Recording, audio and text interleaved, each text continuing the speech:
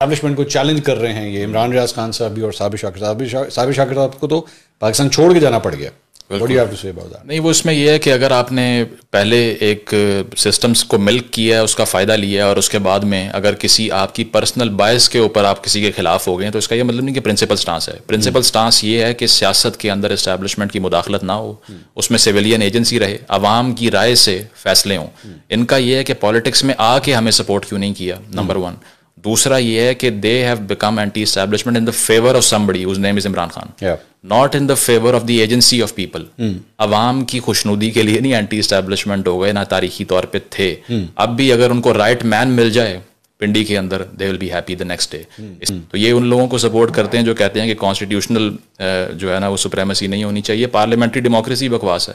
Scandinavian countries میں اس لیے چلتی ہے کہ وہاں اخلاقیت کا معیار اچھا ہے, ہم بد اخلاق ہیں, اسی لیے یہاں نہیں چل سکتی, صدارتی نظام لے آؤ. وہ جو چیز ہے ساری کی یہ اینٹی اسٹیبلشمنٹ ہے, بالکل نہیں ہے, کیونکہ یہ کسی پرنسپل سٹانس کے نہیں, پرسنالٹی سے لڑ کے بھاگے ہوئے ہیں. تو ایک تو عوام کا یہ کہ دے آر ڈیپلی ڈیلوژنل. اس کی وجہ یہ ہے کہ کوئی بھی جذباتی نارہ لگایا اپنی جان دینے کو تیار ہو جائیں گے. اس کے اس پہ آنے لگا تھا جس طرح خان صاحب کر رہے ہیں آج کل, مطلب جی ہم کوئی غلام ہیں, ہم کوئی غلام نہیں ہیں, یہ حقیقی آزادی. تو اس پہ آنے لگا تھا. وہ بھی یہ کہ پھر ان کی طرف سے بھی یہی ہوتا ہے, اور سب سے بڑا آنس جو فال کرتا ہے وہ اسٹیبلشمنٹ پہ. اس کی وجہ یہ ہے کہ وہ ڈیپلی جو پورا سسٹم ہے اس کو ایٹ پار ایک ایسی سطح کے اوپر رکھتے ہیں کہ اس میں کوئی بھی اتنا بڑا جائنٹ نہ بنے جو چیلنج کرنا شروع ہو جائے. So everybody remains in its own place. تو اس میں کوئی بھی 2/3 والا آئے گا چیلنج ہو جائے گا. تو اسی لیے وہ ایک ایسا میکنزم بنانا ہے جو چلتا رہے. تو اگر مارشل لاز کی تاریخ کی بات کریں تو راٹ وہاں سے شروع ہوتا ہے. MNS کو فنڈ دینا کس نے شروع کیا؟ ضیاء نے شروع کیا. ٹھیک ہے. MMA کو امپاور کس نے کیا؟ مشرف نے کیا. یہ کہتے ہیں جی خان صاحب اب آگے ہیں, اتنی بڑی چیلنج تو کسی نے آج تک نہیں دیا جو خان صاحب نے اسٹیبلشمنٹ کو دے دیا. نہیں, میں سمجھتا ہوں کہ اسٹیبلشمنٹ خان صاحب سے اگر جنگ ہار بھی جائے تو اس سے بری اسٹیبلشمنٹ آ جائے گی. Because Khan in himself is an establishment.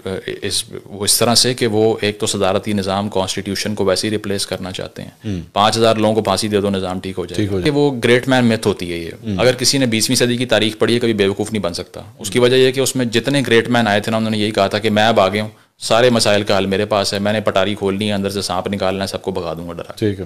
تو یہ جو گریٹ مین مت ہوتی ہے ماڈرن ڈیموکریسی میں چلتی ہی نہیں ہے. وہ ایک سوسائٹل اپہیول ہوتا ہے. انسٹیٹیوشنل ڈیموکریسی ایک بندے کے ارد گرد گھومتی ہی نہیں ہے. ٹھیک ہے. لیکن یہ یہاں پر ان کو سمجھتے ہیں کہ وہ مسیحا آ گئے ہیں تو نہیں فکس ہو سکتا. آپ کیا کلیم کریں گے پچھلے 3 سال میں کیا کیا؟ آپ کے اپنے شوکت ترین صاحب ایڈمٹ کر چکے ہیں کہ ہم نے 76% قرضہ پاکستان کی تاریخ کا 3 سالوں میں لیا. گیس ہم نے لیٹ لی, کیبنٹ ہم سے نہیں بن سکی, پیٹرول ڈیزل کی قیمتیں کم کر دیں کیونکہ پتا تھا گورنمنٹ جا رہی ہے, جاتے ہوئے سبسڈی دے کے چلے گئے. سنگل نیشنل کریکلم کا آپ نے آ کے گن ڈال دیا. ٹھیک ہے. اس کے علاوہ جو آپ کا کلچرل جو پروجیکٹ ہے that was the worst of all. مجھے سوشل میڈیا پہ آ کے بولنے پہ کمپیل ہی اس نے کیا کہ یار یہ جو گن مارنے لگے ہیں نا, کیونکہ ضیاء اگر آج تک زندہ ہے نا, اصل میں لوگ کہتے ہیں بھٹو زندہ ہے, میں کہتا ہوں ضیاء زندہ ہے. وہ اپنے سوشل پروجیکٹ کی وجہ سے جو معاشرے میں اس نے سوشل فیبرک کو ڈسٹروائے کیا. اکانومی شاید ٹھیک ہو جاتی ہے, معاشرتی بگاڑ ٹھیک نہیں ہوتا, اس کے فار ریچنگ افیکٹس ہوتے ہیں. میں نے اس کے اوپر ایکچولی کئی دفعہ یہ بات کی ہے کہ میری نظر میں this generation, the current generation, the boys between 18 and the 30s, actually your age group, میرا خیال میں اس کا بیڑا غرق ہو گیا. They've lost it. They've lost it. We cannot recover them now.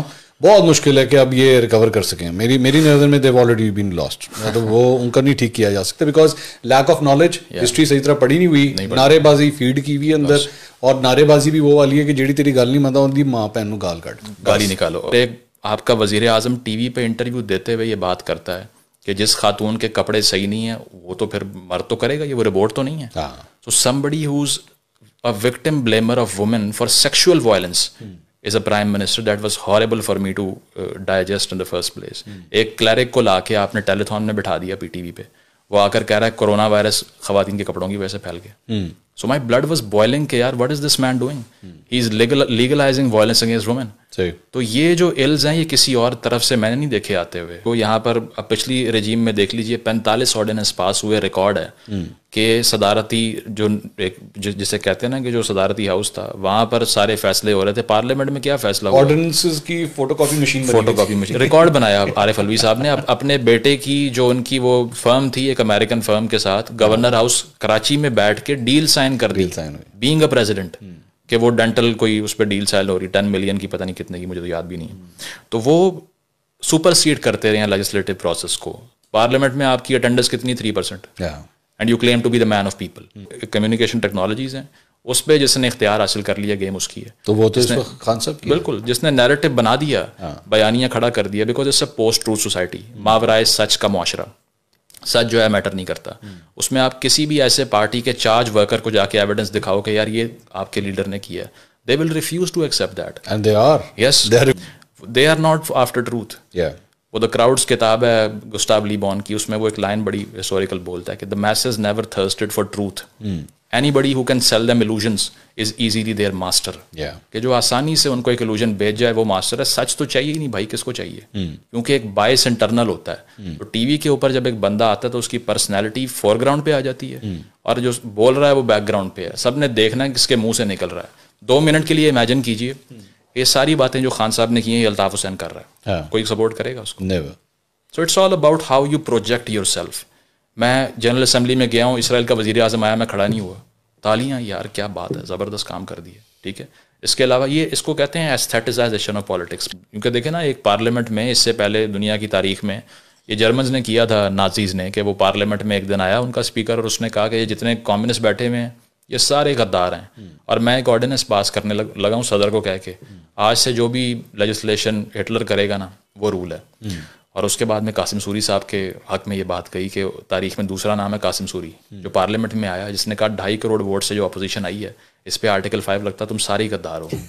All of you have done treason towards the country. اسی لیے یہ جو ہے نا لیجسلیشن اب یہاں پر ابھی رک رہی ہے, میں کچھ نہیں کرنے دوں گا اس کے بعد آپ کو. تو یہ وہ فاشسٹ ٹینڈنسی ہے جس میں آرٹیکل 95 میں لکھا ہوا تھا آپ نے ووٹ لینا ہے. The only way to reject a vote of no confidence is through the vote, not to destroy the process of voting. But they did that. اور لوگوں نے کیا سرپرائز دے دیا خان صاحب, کیا سرپرائز دیا. So if you destroy the constitution, it's a surprise to people here. And actually میں زیادہ مجھے جو ہے نا وہ, چلیں ٹھیک ہے پارٹی کے اپنے فالوورز خان صاحب خود یا وہ رہنما ان کے کرتے نا, that's fine. میں جرنلسٹ کے اوپر حیران ہو رہا تھا کہ وہ بھی اس کو پروپیگیٹ کر رہے تھے, جی وہ کیا سرپرائز, خان کا سرپرائز آ گیا, خان کا سرپرائز.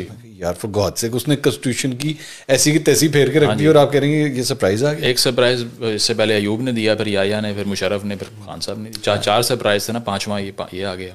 تو my ideal solution for this is a secular Pakistan. اچھا, اس کی وجہ یہ ہے کہ ہم نے آئیڈیولوجیکل تھنکنگ کی وجہ سے بہت مار کھائی ہے. افغان وار کو دیکھ لیں, آپ نے کہا کہ ہمارے بھائی ہیں, ہم نے وہاں پر جو ہے نا وہ خوشنودی کے لیے جہاد لڑنا ہے, پیسے کسے لیے, CIA سے. ہندوستان کا جو بارڈر ہے اس سے ٹریڈ بند کی ہوئی ہے. اب میں نے مزمل اسلم صاحب سے سوال کیا کہ آپ پوٹینشیل اگلے اکنامک سیٹ اپ میں ایک عام پارٹ ہو سکتے ہیں, انڈیا سے ٹریڈ ہونی چاہیے یا نہیں ہونی چاہیے. اس نے کہا ہو ہی نہیں سکتا, آپ کیا بات کر رہے ہیں, یہ تو غداری کے زمرے میں آتا ہے, کشمیر کے بغیر آپ. میں نے کہا یار آپ کا یہ ویژن ہے, you want to run the economy of 20 million people, اور آپ کہہ رہے ہیں کہ میرے ساتھ جائنٹ بیٹھا میں ٹریڈ نہیں کروں گا. اور دوسرا رائٹ ونگ کو اتنا امپاور کیا کہ وہ پریشر گروپ بن گیا. کوئی لیجسلیشن پاس کر کے دکھاؤ ان کی اپروول کے بغیر. عمران خان صاحب نے پہلا فیصلہ کیبنٹ میں کیا عاطف میاں کو لے کے آنا, انہوں نے کہا خبردار تمہاری ہی اوقات ہے لے کے آنا, تو وہ نہیں آ سکا. ایک پرائم منسٹر کے پاس اپنی کیبنٹ بنانے کا اختیار نہیں ہے, تو آپ کیا اس کو سپورٹ کر کے کیا ملے گا آپ کو. اس کے علاوہ ڈومیسٹک وائلنس کے اگینسٹ بل آتا ہے اور وہ اسلامک آئیڈیالوجی کونسل اسٹاپ کر دیتی ہے. ہم نے کبھی ووٹ دیا مولانا شرانی کو؟ نہیں دیا. فیصلے کون کر رہا ہے؟ وہ کر رہے ہیں. اس لیے آئیڈیالوجی ذہن میں بری طرح پھنسی ہوئی ہے, ریگریسو آئیڈیالوجی. تو Pakistan has to be a secular country, without that no solution.